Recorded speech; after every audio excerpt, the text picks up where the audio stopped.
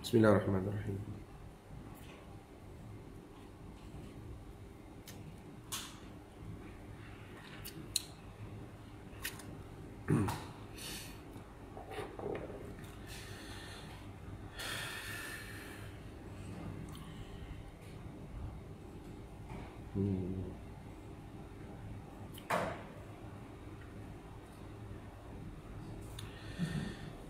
Allahumma salli ala sayyidina Muhammadin abdika wa rasulika nabiyil ummiyi wa ala alihi wa sahbihi wa barik wa sallim.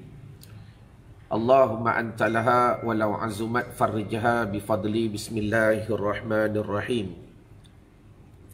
Assalamualaikum warahmatullahi ta'ala wabarakatuh. La ilaha illallah, tiada Tuhan yang disembah dengan sebenarnya melainkan Allah. Muhammadur Rasulullah, Muhammad itu pesuruh dan kekasihnya Allah. Fi kulli lamhatin wa nafasin adada ma wasi'ahu ilmullah, dalam tiap-tiap kelipan mata dan nafas yang keluar masuk, berbilang-bilanglah meluasi ilmu Allah. Hasbunallahu wa ni'mal wakil, memadalah Allah bagi kami Tuhan sebagai wakil. Ni'mal maula wa ni'man nasir, sebaik-baik pelindung dan sebaik-baik yang memberi pertolongan. Ya muallima Ibrahim al-hikmata allimni, wahai Tuhan yang mengalimkan Nabi Ibrahim dengan hikmah, maka alimkan kami. Allahumma salli ala sayyidina wa maulana Muhammad wa ala alihi wa sahbihi wa barik wa sallim. Ilahi, Tuhanku, anta maqsudi, kepadamu maksud dan tujuanku. Wa ridhaka matlubi, dan hanya redamu yang aku tuntut. A'tini mahabbataka wa ma'rifatak. Allahumma barik lana fi Rajaba wa Sya'bana. Ya Allah, Engkau berkatilah keberadaan kami pada bulannya Rajab dan Sya'ban, wa ballighna Ramadan, dan mudah-mudahan Kau sampaikan kami kelak pada bulannya Ramadan. Qala al-musannifu rahimallahu ta'ala wa nafa'na bi barakati ulumihi fid daraini amin ya rabbal alamin. Telah berkata musannif, tuan pengarang kitab ini, yang bernama Syekh Muhammad Imamuna An-Nawawi Al-Bintani, dalam kitab yang bernama Nasaihul Ibad, nasihat bagi calon-calon penghuni syurga Allah Subhanahu wa ta'ala. Dan kita bersambung daripada nasihat yang ke-20 dan 21 dengan katanya, dua cara untuk menyempurnakan akal. Akal ni, bagaimana cara nak sempurnakan dia?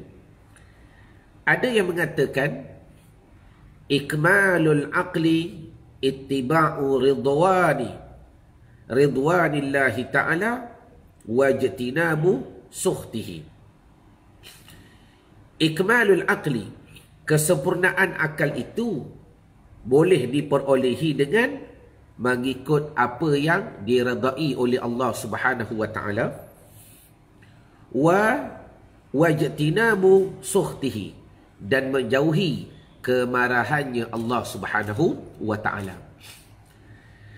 Jadi pertamanya, alhamdulillah, segala puji dan syukur kita rafa' dan kita panjatkan kepada Allah Subhanahu wa ta'ala kerana kita dipertemukan sekali lagi dalam hashtag Santapan Rohani, yang saya ingin mengucapkan waalaikumsalam warahmatullahi wabarakatuh kepada semua yang beri salam. Tuan Haji Jaafar, Nur Lili Zabidi, Hajah Rozita Ghazali, yang mudah-mudahan dengan pertemuan kita pada pagi ini dalam hashtag Santapan Rohani, ada makanan yang kita berikan kepada batinnya kita, ada makanan yang kita berikan kepada rohaniahnya kita, dan ada makanan yang kita berikan kepada sirnya kita, yang mudah-mudahan dengan makanan yang kita berikan, mudah-mudahan hari ini roh kita sihat, batin kita sihat, nur kita sihat, dan mudah-mudahan hati kita juga sihat dalam nak mencari keredaan daripada Allah Subhanahu wa ta'ala. Baik.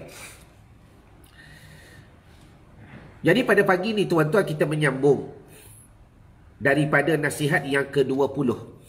Berkenaan, tulis di ruangan komen, dua cara untuk menyempurnakan akal. Waalaikumsalam Hamzah Bakar. Bagaimanakah dua cara untuk kita memastikan akal kita sempurna? Tuan-tuan, perlu difahami, akal ini merupakan suatu enjin yang begitu penting dalam life-nya kita, kehidupannya kita. Kerana bila mana tak ada akal, bermakna seolah-olah tak adalah diri. Betul ke betul? Ahlan wa sahlan Siti Hanim. Bila manusia tu tak ada akal, seolah-olah dia tak ada diri. Maka begitu juga dalam kehidupan kita pada hari ini, tuan-tuan. Walaupun kita dah berada ataupun kita dah hidup 50 tahun, 60 tahun, 35 tahun, 37 tahun dan sebagainya. Namun, perlu kita memikirkan, tulis dahulu di ruangan komen, adakah sehingga pada hari ini akal aku sempurna? Allahu Akbar. Adakah setakat pada hari ini, akal aku ni betul-betul sempurna? Baik, timbul satu persoalan.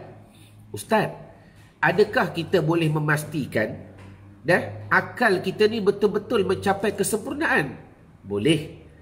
Kenapa hamba kata boleh? Kerana kaedahnya ataupun caranya ataupun garis panduannya telah diberikan oleh para ulama. Maka bila para ulama telah memberikan kepada kita garis panduan, maka kalau kita ikut flow, kalau kita trust the process, kalau kita buat tindakan, tuan-tuan, nescaya kita akan dapat memahami bagaimana yang dikatakan akal yang begitu sempurna. Jelas? Jadi tulis, adakah sehingga pada hari ini, yakni pada umur tuan-tuan ni, adakah akal aku betul-betul sempurna? Jadi bagaimana kita nak menjadikan akal kita ni sempurna, tuan-tuan? Hari ini kita menyambung daripada bicara Nasihatul Ibad, nasihat bagi calon-calon penghuni syurga Allah Subhanahu Wa Taala dalam hashtag Santapan Rohani. Ada yang mengatakan ikmalul aqli ittiba'u ridwanillahi ta'ala. Tulis di ruangan komen, bagaimana kalian nak memastikan akal kita sempurna? Dan ingat, bila akal sempurna, tuan-tuan, banyak perkara-perkara kebaikan yang kita boleh lakukan lagi. Bila akal ni makin sempurna, maka banyak perkara-perkara yang boleh menarik keredaan daripada Allah Subhanahu Wa Taala kita boleh capai. Apa dia? Ikmalul aqli, kesempurnaan akal itu. Tulis itba'u ridwanillahi ta'ala, iaitu dapat diperolehi dengan mengikut keredaan daripada Allah Ta'ala. Tulis di ruangan komen. Akal yang sempurna itu ittiba'u ridwan, mengikut apa-apa yang Tuhan redha. Mengikut apa-apa yang Tuhan redha. Jadi maknanya, bila mana kehidupan kita ni, sebab daripada akal dia turun ke hati. Yang ni pun satu isu yang perlu saya jelaskan, yang perlu kita fahami, tuan-tuan. Adakah daripada hati pergi ke akal, atau daripada akal pergi ke hati? Contoh-contoh begini. Bila datangnya suatu penulisan pada azali, Allah Ta'ala tulis pada azali, saat lagi pukul 3 kita nak buat apa, kemudian tiba-tiba bila mana sampainya takdir penulisan pada azali itu yang ditulis pada kehidupannya kita, maka nur uluhiyah itu, nur itu turun, masuklah daripada ubun-ubun, dihantar signal pada hati. Hati kata apa? Nak makan lah. Contoh, nak makan. Kemudian tuan-tuan, hati itu pula dia akan hantar signal kepada otak. Maka otak pilih. Dia otak pilih. Di sini dipanggil tempat khiyarnya makhluk. Tempat khiyarnya makhluk. Walaupun asal itu takdirnya daripada Allah Ta'ala, tetapi bagi nak memahami perbezaan antara Khalik dengan makhluk, ni tempat akal, khiyar, pilih. Nak makan tidak, nak makan tidak, nak makan tidak. Dan ingat, akal yang sempurna, apa dia? Ni kalau aku buat ni Tuhan redha ke tidak? Itu kunci dia. Tuan-tuan dapat sesuatu pada pagi ini? Mana akal tu, kita inputkan ia dan kita kemaskan ia. Dan bila mana kita nak buat sesuatu tuan-tuan, maka akal akan sering bertanya, ni benda ni Tuhan redha ke tidak? Walaupun benda baik. Sebab apa tuan-tuan? Kadang-kadang perkara yang baik itu, kalau kita buat bukan ikhlas, bukan semata-mata mukhlisin lahuddin, bukan semata-mata untuk mencapai yang diredai oleh Allah Ta'ala, dia tetap tak menjadi kerja agama. Sebab kata As-Sayyid Ad-Doktor Ramadan Al-Buti rahimallahu ta'ala, apa-apa pekerjaan yang kalau dilakukan dengan niat nak mencari redha, maka dia menjadi pekerjaan agama. Allahumma salli ala Sayyidina Muhammad. Jelas ke jelas?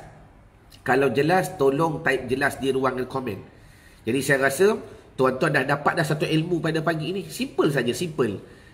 Daripada Lauh Mahfuz, kemudian nur itu akan terus masuk kepada hati. Dia masuk pada hati lu. Datang satu pergerakan. Nak tu lah. Nak ni lah, contoh. Maka hati akan mula berdetik. Maka hati itu, yang tu dipanggil takdir daripada azali, dia hantar pula ke otak. Maka otak pilih, ni makhluk. Contoh paling mudah. Masalah maksiat. Maksiat apa Tuhan buat? Sabar dulu. Yang pilih siapa? Yang pilihnya siapa? Allah Ta'ala nak uji kita. Datang pada hati, nak tengok maksiat. Maka dia akan hantar kepada otak. Simple je. Dia akan hantar signal tadi pada otak. Maka otak mula memilih. Nak tengok tidak, nak tengok tidak. Contoh. Maka dia kata apa? Kalau aku tengok saat lagi, Tuhan tak redha. Kalau aku tengok benda-benda ni, sebab apa? Mata aku pun Allah Ta'ala yang jadikan. Telinga aku pun Allah Ta'ala yang jadikan. Lidah aku pun Allah Ta'ala yang jadikan. Ada telinga bukan tentu belum dengar, Allah Ta'ala yang mendengarkan. Ada mata bukan pasti boleh melihat, Allah Ta'ala jua yang melihatkan. Ada lidah bukan pasti boleh berkata-kata, Allah Ta'ala jua yang memberi kesan, memberi impak kepada kesan untuk berkata-kata. Maka artinya apa? Otak boleh pilih. Bila otak mula pilih, maka dia akan memilih. Tulis di ruangan komen, ni benda ni Tuhan tak redha ni. Bila mana tuan-tuan mula berkata begitu, ni kalau aku buat ni Tuhan tak redha ni, Tuhan tak redha ni. Belajar kata begitu. Sebab tu kenapa setiap pagi tuan-tuan saya bina suatu momentum. Kalau tuan-tuan perasan lah, waalaikumsalam Tuan Haji Musa, setiap pagi saya bina satu momentum. Saya akan tanya, apa khabar batin anda pada pagi ini? Saya nak tuan-tuan jawab setiap pagi. Ustaz, batin saya sihat selagi mana diredai oleh Allah Ta'ala. Ni kunci dia yang kita dengar pada hari ni. Kata ulama, nak tahu akal yang sempurna, sebab dia ada kaitan akal dengan hati itu. Apa dia? Ittiba'u ridwanillahi ta'ala. Dia mengikut apa yang Tuhan redha. Dia mengikut apa yang Tuhan redha. Jadi otak dia sentiasa bermain-main. Bila datangnya khiyar tu bahasa Arab, tulis. Bila datangnya pilihan, dia akan bertanya, ni benda yang aku pilih ni Tuhan redha ke tidak? Ni benda yang aku pilih ni Tuhan redha ke tidak? Ni benda yang aku nak buat ni Tuhan redha ke tidak? Ni benda yang aku nak lakukan ni Tuhan redha ke tidak? Ni ibadat yang aku nak buat ni Tuhan redha ke tidak? Ni maksiat yang aku nak buat ni Tuhan redha ke tidak? Tuan-tuan, kalau inilah yang sentiasa bermain di fikiran tuan-tuan, tahniah hamba ucapkan, tuan-tuan telah meletakkan diri tuan-tuan sebagai orang yang akalnya sihat, akalnya sempurna dan akalnya hebat. Jelas ke jelas? Jadi bagi tuan-tuan yang rasa tak pernah buat lagi, maka buat. Itu gunanya hashtag Santapan Rohani yang hamba bina setiap pagi untuk memastikan apa kebaikan yang kita nak cuba buat hari ni, walaupun satu. Yang penting ada movement, ada improvement, ada kesenambungan dan ada peningkatan. Jadi hari ini datang saja apa pergerakan pada hati, dihantar signal pada otak, maka otak akan memilih. Ketika itu otak akan bertanya, akal akan bertanya, ni Tuhan redha ke tidak? Tuhan redha ke tak ni benda ni? Nak balik kampung, Tuhan redha ke tidak? Simple je. Kita nak sangat, suami tak bagi. Ya Allah, kalaulah benda tu kau redha, tak apa. Kan senang. Cuba kita impakkan hati kita, akal kita dengan kefahaman ilmu. Ya, walaupun kadang-kadang saya yakin benda ini sukar. Sukar bagi kita yang tak membiasakan dia. Tetapi insya-Allah dia akan menjadi mudah kalau itulah makanan seharian kita. Dan walaupun benda tu tak cocok pada hati, tapi bila tanya akal, ya Allah, kalau benda ni kau redha, tak apa. Mudah. Jelas ke jelas? Baik, itu yang pertama. Dan yang kedua, apa lagi tuan-tuan yang perlu kita praktis pada seharian hari ini untuk memastikan akal kita lebih sempurna. Bila sebut akal bukan otak. Otak itu zat. Akal itu nur, sir yang terdapat dalam zat tu. Capacity dia, input dia, itu dipanggil akal. Baik. Yang kedua, tulis di ruangan komen, apakah lagi perkara yang kalau aku buat akal aku boleh jadi sempurna, iaitu wajtinabu sukhtihi. Tulis, menjauhi akan kemarahannya Allah Ta'ala. Allahu Akbar. Mudah je. Dah. Akal ni, bila datang satu pilihan, dah, saya ulang balik tuan-tuan, benda yang tertulis pada Lauh Mahfuz, mula-mula benda tu bila sampai je waktu tu, pukul 3 minit, dah, datang takdir kata kita nak makan Maggi, contoh, nak makan roti. Maka takdir turun, masuk pada nur, masuk pada ubun-ubun, dihantar pada hati. Berasa nak makan roti lah. Dah, berasa nak makan roti. Kemudian gerakan hati tadi dihantar ke otak. Sekejap je benda ni, dia cahaya laju. Otak pilih, nak makan tidak, nak makan tidak. Dah, tapi roti tak ada. Roti tak ada. Duit pun tak ada. Takkan nak mencuri. Contoh, nak ambil orang punya. Nak ambil orang punya. Bukan kata mencuri, tidak. Kita duduk hostel, duduk asrama, contoh, ataupun kita bekerja, ada roti atas meja. Dah, tak tahu roti hak siapa, yang pasti bukan hak kita. Ya Allah, ni kalau aku makan ni kau marah ke tidak? Tu belajar. Belajar. Setiap kali otak kita mula memilih, maka otak kita akan menggunakan dua perkataan tadi. Yang pertama, ya Allah, benda ni kau redha ke tidak? Yang kedua, ya Allah, kalau aku makan roti ni kau marah ke tidak, ya Allah? Adakah menimbulkan kemarahanmu? Kalau kau marah, tak apalah, ya Allah. Tuan-tuan, ini latihan untuk memastikan akal itu lebih sempurna. Dah, memikirkan apa yang Tuhan marah. Fikir. Tindakan tu cerita lain. Sebab tindakan itu akan datang selepas daripada kita memilih. Betul ke betul? Tindakan itu akan datang selepas daripada kita khiyar. Selepas daripada kita memilih. Kerana itulah mengembangkan akal dengan cara yang bercanggah, dengan panduan di atasnya, hanya akan mendapati kegagalan dan tidak waras. Allahu Akbar. Tengok, akhir sekali kata ulama, dah, kalau kita menggunakan akal bercanggah dengan sepatutnya. Sepatutnya akal ni nak apa? Dua saja. Dia nak mencapai redha-Nya Allah dan nak mencapai benda yang Tuhan larang. Kalau otak ni boleh capai dua benda, tuan-tuan, dia akan mengembang dan menjadi lebih sempurna. Contoh, satu cerita. Dah? Nak dengar cerita tak? Allahumma salli wa sallim wa barik alaihi wa ala alihi. Dah? Cerita ni antara kisah benar yang saya dapat daripada orang yang fiqah. Ni berkenaan kisah satu ulama ni, satu syekh ni, tuan-tuan, Syekh Nazim Al-Haqqani. Syekh Nazim ni banyak berdakwah satu dunia. Dah? Syekh Nazim ni, afwan, bukan Syekh Nazim, bukan. Yang lagi seorang, Syekh Hisham Al-Kabbani. Dah? Waktu saya jumpa beliau, ziarah beliau di rumah Dr. Aizan Osman, waktu tu Syekh Hisham Al-Kabbani datang ke rumah Dok dan sebagainya. Nak cerita tentang pilihan ni, Buddha ni, tuan-tuan, Sami Buddha ni, mereka ni ada satu prinsip. Dah?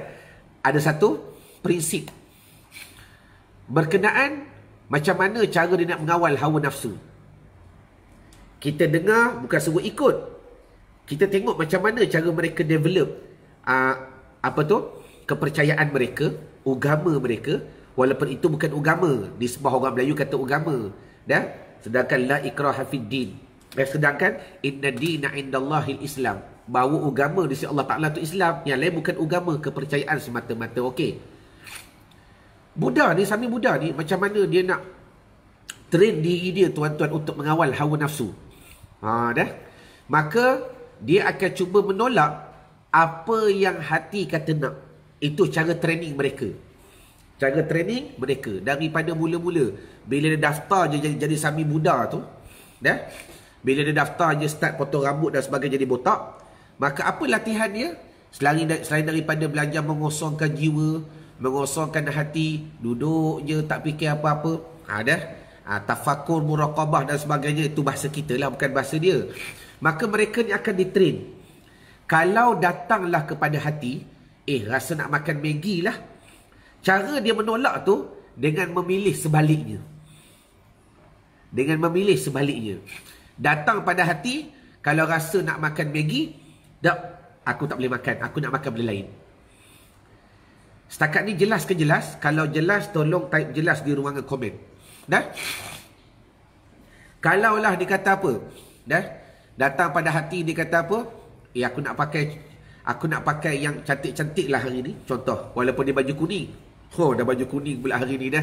Ni bukan kuning, ni gold tuan-tuan. Yang kuning Sami Buddha tu lain. Allahumma salli wa sallim wa barik alaihi wa ala alih. Dah? Tapi rasa macam sama je warna dia. Dia kata apa? Dia kata nak pilih. Dah? Datang pada hati dia. Dia nak apa tu? Nak sesuatu lah. Nak sesuatu. Maka cara dia melatih hati dia ialah dengan memilih muqabil, benda yang di sebaliknya. Dan dia akan membenarkan benda yang dipilihnya itu. Dah? Kalau datang pada hati pilih A, rasa datang A, dia akan pilih B. Okey. Maka suatu hari bila Syekh Hisham Kabbani pergi nak pergi berdakwah kepada Sami-Sami Buddha ni, dah? Kemudian tuan-tuan, Allahumma salli ala sayyidina Muhammad, apa yang berlaku bila dia dengar cerita daripada Sami Buddha ni, begini, dah? Cara mereka hidup dan sebagainya, cara mereka beribadah dan sebagainya. Jadi Syekh Hisham Kabbani ni dia test Buddha ni dengan beberapa soalan. Beberapa soalan. Last sekali dia tanya, dah? Adakah agama macam mana? Dah sekali ada satu soalan tricky. Last sekali tanya apa? Dah? Kalaulah aku ajak kau, dah, memeluk agama Islam, dah, adakah kau nak? Dan kalau aku ajak kau untuk mentauhidkan Allah, membenarkan Allah, tiadalah syirik baginya, hanya Allah Ta'ala tu tunggal, tiada yang dirupakan dan sebagainya, sebagaimana yang kau percaya, kau nak ke tidak? Last sekali tuan-tuan, dah, nescaya dia memilih tak nak. Betul? Dia pilih tak nak. Kemudian tiba-tiba apa yang dia buat tu menyalahi prinsip dia. Apa yang dia buat tu menyalahi prinsip dia. Prinsip dia apa? Sami Buddha ni prinsip dia, kalau dia rasa pilih A, dia akan menolak, dia akan pilih B. Itu prinsip yang telah ditrain dalam hidup dia. Maka bila mana Syekh Hisham Kabbani pergi berdakwah, dah, kau nak tak mentauhidkan Allah, membenarkan Allah, masuk kepada agama Islam? Mestilah tak nak. Dia kata tak nak, tapi menyalahi prinsip hati dia. Sebab apa? Dia terpaksa memilih nak. Maka last kali dia melepaskan akan jubah kuning dia. Yang ni mustard warna gold. Dia melepaskan jubah kuning dia tuan-tuan, dan akhir sekali dia bermusyahadah kepada Allah Subhanahu wa taala. Ini berkat dah para ulama, bagaimana mereka berdakwah mentauhidkan Allah Subhanahu wa taala. Jelas. Jadi begitu juga nasihat yang kita belajar pada pagi ni tuan-tuan. Waalaikumsalam Hamzah Aziz. Dah? Hati kita ni atau akal kita nak dua perkara saja. Tulis di ruangan komen. Pertama, hati kita ni nak merasakan bahawa Tuhan redha. Satu. Yang kedua, begitu juga hati dan akal kita ni dia tak nak melakukan benda yang Tuhan larang. Jadi bila mana hati kita ni tuan-tuan melakukan perkara yang pertama yang Tuhan tak redha dan melakukan benda yang Tuhan larang, begitu juga akal. Bila mana dia terpaksa menerima satu benda yang Tuhan tak redha, dan bila mana dia terpaksa melalui satu benda yang dilarangi oleh Allah Ta'ala, dikata ni, maka otak tu akan menjadi sempit, ketat dan sebagainya. Maka kata ulama, bagaimana mengembangkan akal dengan cara yang bercanggah dengan panduan, hanya akan mendapat kegagalan dan tidak waras. Allahumma salli wa sallim wa barik alaihi wa ala alihi. Jadi mudah-mudahan, terima kasih Asri Ali, apa yang kita dapat belajar pada pagi ini daripada nasihat yang pertama, macam mana cara nak menyempurnakan akal. Pertama, ittiba'u ridwanillah, mengikut apa yang Tuhan redha. Satu. Yang kedua, wajtinabu sukhtihi, dan akal kita ni tolak apa yang Tuhan larang. Tolak. Maka itulah kegunaan akal untuk memilih agar menjadikan diri kita betul-betul orang yang hamba yang baik, manusia yang baik dan abdun yang baik. Jelas ke jelas? Baik, kita masuk pula kepada nasihat yang kedua pada pagi ini. Qala al-musannifu, hakikat orang yang mulia dan orang yang bodoh. Minta maaf tuan-tuan kalau saya guna perkataan bodoh, sebab ni tulisan asal daripada kitab ini. Macam mana kita nak kenal hakikat orang tu mulia dan hakikat orang tu bodoh? Tulis di ruangan komen. Ilmu ini bukan untuk diukur untuk orang lain, tetapi ilmu ini untuk kita ukur diri kita. Mana buktinya? Kita yang dengar. Mana buktinya? Kita yang baca. Mana buktinya? Kita yang mengkaji pada hari ini. Okey, jelas? Baik. Qala al-musannifu, ada yang mengatakan la ghurbata lil fadili wala watana lil jahili. Apa dia? Tulis, tiada pengasingan bagi orang yang mulia, yakni berilmu, dan tiada tanah air bagi orang yang bodoh. Tulis dulu, nanti kita syarah. Dah. Nak kenal hakikat orang tu mulia ke bodoh macam mana? La ghurbata lil fadili, tiada pengasingan bagi orang yang mulia, yakni berilmu. Wala watan, tak ada tempat. Watan ni tanah lah. Tak ada kampung, tak ada bandar. Bahasa mudah, tak ada tempat Tuhan nak bagi dia duduk. Lil jahili, bagi orang yang bodoh. Artinya apa? Orang yang mulia ialah orang yang berilmu serta beramal soleh, dan selalu dimuliakan dan dihormati orang lain di mana saja berada.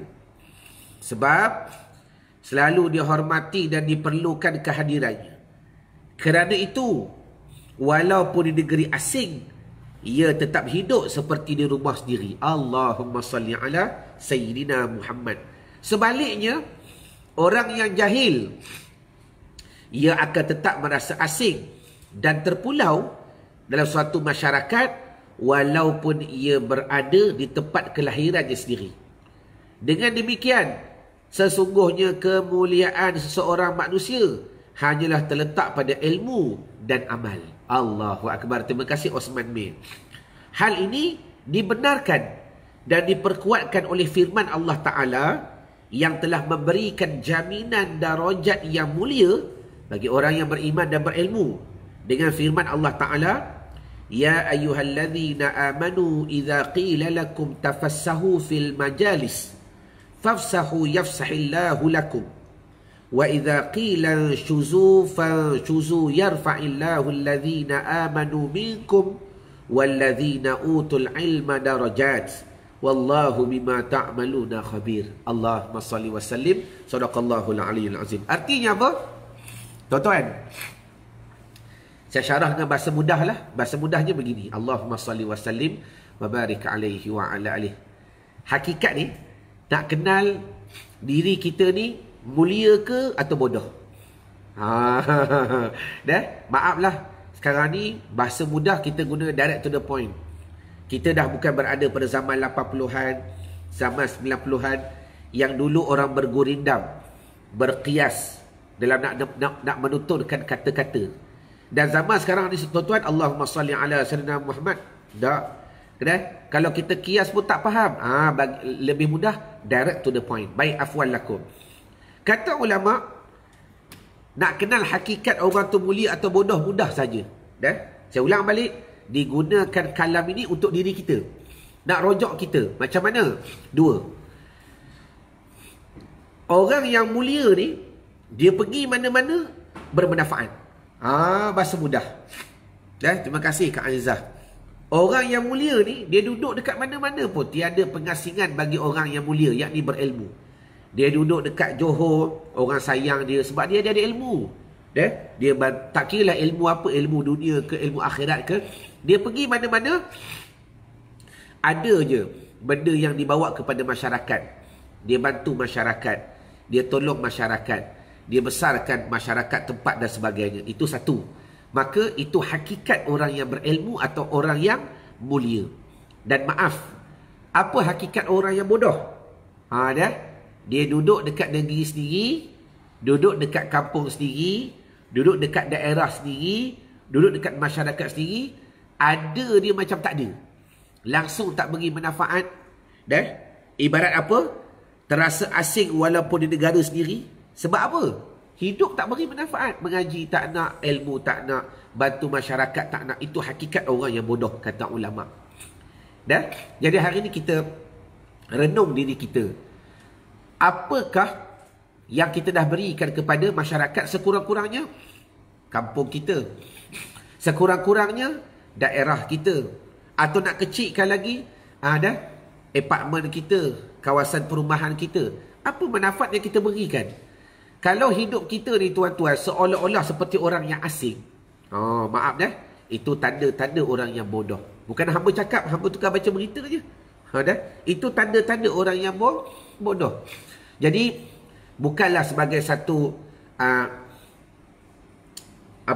Allahumma salli wa sallim wa barik alaih, teguran. Tetapi mudah-mudahan sebagai satu kiasan yang kita boleh renung kehidupan kita pada hari ini, sejauh mana hidup kita ni memberi manfaat bagi masyarakat. Itu saja. Sejauh mana hidup kita ni memberi manfaat bagi masyarakat. Maknanya kita hidup pergi mana-mana pun orang suka, orang sayang, ada kebaikan yang kita buat. Jadi maknanya itulah yang telah diajar oleh Rasulullah SAW. Dan kalau kita belajar sejarah para as-sahabah, bagaimana sahabat ni pergi mana-mana orang sayang, pergi mana-mana orang suka, pergi mana-mana tempat yang mati boleh hidup, tempat yang gersang boleh subur. Sebab apa? Manfaat dan berkatnya orang berilmu. Jadi ayuh bersama-sama kita berdoa kepada Allah Ta'ala agar kami dan kalian, anak-anak kami dan anak-anak kalian, keturunan kami dan keturunan kalian tidak menjadi seperti orang yang hidup tapi mati, tak beri manfaat pada masyarakat. Itulah hakikat orang yang bodoh. Tapi mudah-mudahan ya Allah, kau pilih kami dan pilih mereka, anak-anak kami dan anak-anak mereka, keturunan kami dan keturunan mereka, adik-beradik kami dan adik-adik mereka, ya Allah, mudah-mudahan kami jadi orang yang mulia. Sekurang-kurangnya apa? Ada manfaat yang kami berikan pada masyarakat. Tak kira lah ilmu dunia ke apa. Sebab apa? Tulis akhir kalam. Tulis. Akhir kalam ni kena tulis. Sabda Nabi SAW, sebaik-baik manusia adalah orang yang paling banyak memberi manfaat kepada orang lain. Betul. Bertepatan kalam tadi. Sebaik-baik manusia, siapa dia? Akulah. Kalau yang buruk, aku juga. Yang baik, aku juga. Sebaik-baik manusia, kata Nabi SAW, orang yang paling banyak memberi manfaat kepada orang lain. Jadi, rasalah hidup kita biar ada manfaat. Tak kira ilmu dunia ke, tuan-tuan pandai wiring, beri manfaat kepada masyarakat. Buat live, ajar masyarakat cara nak buat wiring yang betul, pemasangan yang betul. Sebab kadang-kadang orang nak DIY, nak panggil orang datang sukar, kadang-kadang beli sendirilah. Contoh, beri manfaat. Dan kita ada ilmu, ada kebaikan, beri manfaat. Sekurang-kurangnya jangan hidup kita terasing walaupun duduk dalam masyarakat. Jelas ke jelas? Okey. Jadi saya rasa madai pertemuan kita pada pagi ini dalam hashtag santapan rohani. Jadi hari ini kita dengar dua nasihat yang dihubungkan daripada kitab Nasihatul Ibad. Dan insya-Allah besok jam 9 seperti biasa kita akan sambung pula pada nasihat yang ke-22 Dan kita akan meneruskan lagi setelah kita mengkhatamkan sekali. Alhamdulillah tuan-tuan, 2 tahun kita baca kitab ni, berjaya kita khatam, dan saya rasa nak ulang balik. Cara saya mengaji, kita bukan nak kuantiti, saya nak kualiti. Sekali mengaji, hari tu dengar saja. Mengaji kali kedua, kita mula faham. Mengaji kali ketiga, kita mula buat tindakan. Cara saya lebih suka kepada kualiti daripada kita mencari kuantiti yang kadang-kadang ditakuti kuantiti itu tidak membantu pun mengubah diri kita, life kita, hidup kita, rezeki kita, anak-anak kita, kebaikan dunia kita dan kebaikan akhirat kita kepada Allah Subhanahu wa taala. Jadi insya-Allah kita bertemu esok seperti biasa jam 9 dalam hashtag Santapan Rohani. Ma'assalamah wa liqa. Assalamualaikum warahmatullahi wabarakatuh. Wallahu a'lam.